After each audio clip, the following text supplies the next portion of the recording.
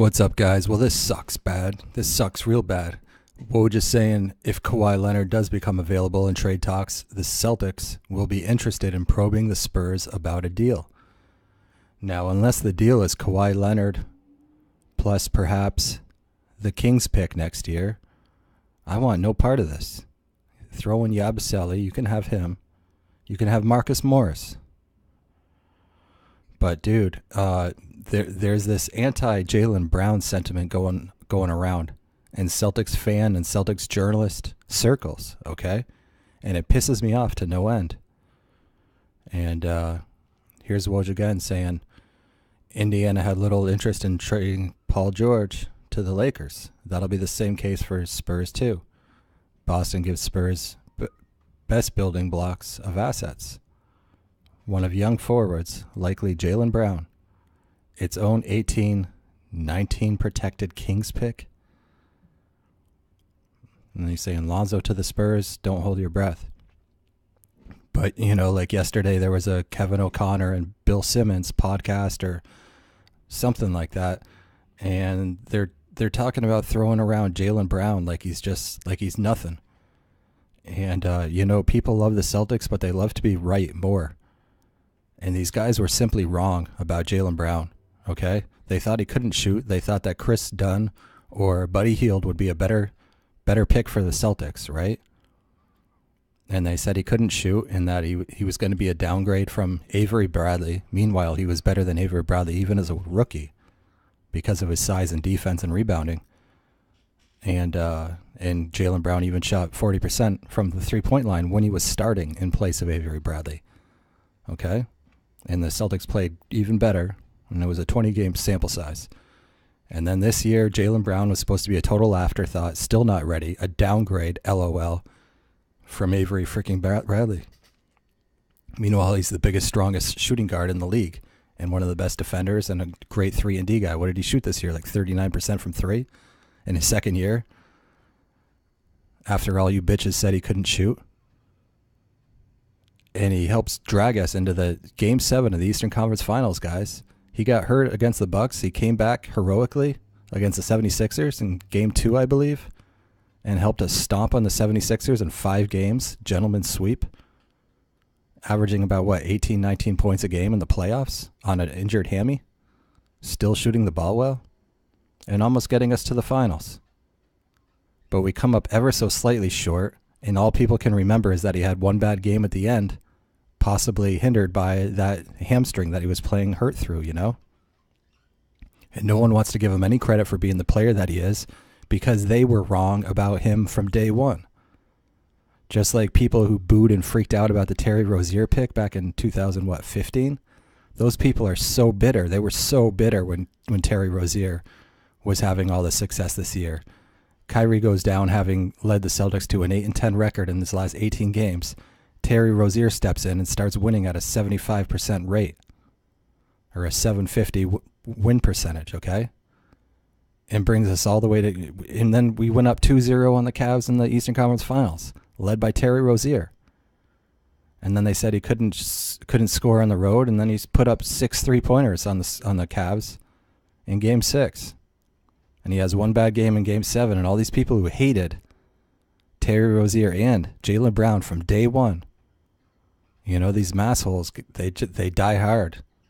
They get a grudge on somebody, some young guy who hasn't had a chance to prove himself yet and who's not a big diva with a big contract, and they just start hating on these guys, just like they hated on Kelly Olynyk. But all these people so eager to trade Jaylen Brown. And it's like, you're not thinking, you hate this guy so much from day one that you can't even picture how much better he's going to get in 2 years. And even next year, he's going to get so much better next year because he just started for a whole year. He knows exactly what he has to work on. He knows exactly what his weaknesses are. He knows he needs to be higher IQ and a little more savvy and a little more poised on offense and defense. And he's on a dirt cheap contract for another 2 years, and then we have him under control, where he will likely outperform that rookie scale max contract. And you want to trade him and you want to trade him instead of Kyrie Irving, who has 1 year left on his contract, gimpy knees, and is then going to be up for a $35-40 million a year 5-year extension after next year. A guy with a total crap attitude who can't play within the team concept, plays shit defense, and guys like Jaylen Brown and Terry Rozier showed we were exactly as good as we were with Kyrie Irving and these guys sitting on the bench. So I really hope that Jaylen Brown is not in these trade discussions. Even if Kawhi Leonard is better or significantly better or slightly better, whatever it is, next year, because Jaylen Brown's going to be even better than he was this year. And even Draymond Green was calling him an all-star this year, okay? He showed flashes of that. He just didn't get a chance to shine in the first half of the year with Kyrie Irving taking twice as much shots as anyone else, not believing in any of her teammates. As soon as Kyrie goes down, Jaylen Brown's averaging, 17, 18 points a game, just like Jason Tatum averaging about 19 points a game. And these guys are showing that they're stars, basically borderline all-stars, if not outright all-stars, the second they get a chance. So now you want to trade an all-star. Fuck you if you don't even believe that. Now you want to trade an all-star on a $6-7 million a year contract for Kawhi Leonard to play this flaky, weirdo, toxic, selfish, head case, mental case, who can't play hurt. Another Kyrie Irving. He's just like Kyrie Irving, actually. And he wants to go to the Knicks even. His two teams are the Knicks or the Lakers. Does that say winner to you? You guys are fucking losers. You want to trade Jaylen Brown for and a Kings pick for Kawhi Leonard just to pay Kawhi Leonard $34-35 million a year, and then hope he re-signs next year just like Kyrie Irving, and then hopes for a 1-year freaking rental? This is Victor Oladipo all over again. We know who won that trade. Indiana won that trade. So it better not be Jaylen Brown in this trade, and the Celtics fans better start giving Jaylen Brown some more respect. The only reason you're not giving him respect is because you were fucking wrong about him, and you go out of your way every single time to diminish how good he is and how much better he's going to be next year and what a great value he is. Jaylen Brown for $7 million or Kawhi Leonard for $35 million? What do you think is the better value, guys? What do you think is the better value? Jaylen Brown plus $27 million in contract to be spent elsewhere, even on a big star? Or Kawhi Leonard himself, who doesn't play hurt, is mentally weak, is a weirdo, doesn't pass the ball, stopped playing defense last year, and a guy who wants to play for the Knicks? And you're going to alienate one of your building block cornerstones, franchise players. Guy just totally taken for granted. Pisses me off. All right, let me know what you think about Kawhi Leonard to the Celtics, guys.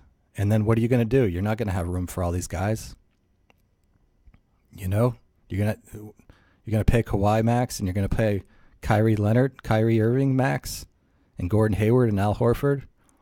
I'd rather just roll with Gordon Hayward and Al Horford. We don't need those fuckers. We don't need those injury-prone, antisocial weirdos who are controlled by their father and uncle working together.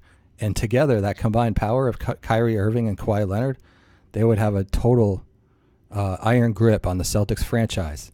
And they would say, hey, you do exactly this. You play exactly this way. You give these guys exactly this many shots, or they're both going to sit out injured. You don't think they'll do it? Kyrie Irving just threatened to sit out the whole year for the Cavs if they didn't trade him. And Kawhi Leonard just sat out the whole year because he was only 99% healthy, and he was only averaging 19 points a game. Neither of these guys showed up to support their teammates in the playoffs. And that's going to be your building block because they have star power. That's worse than getting LeBron. That's way worse than getting LeBron. That's a loser mentality. That's a Knicks mentality. That's a perennially mediocre star fucker mentality. That's not Celtics mentality, guys. Let me know what you think. I'll see you soon. Peace.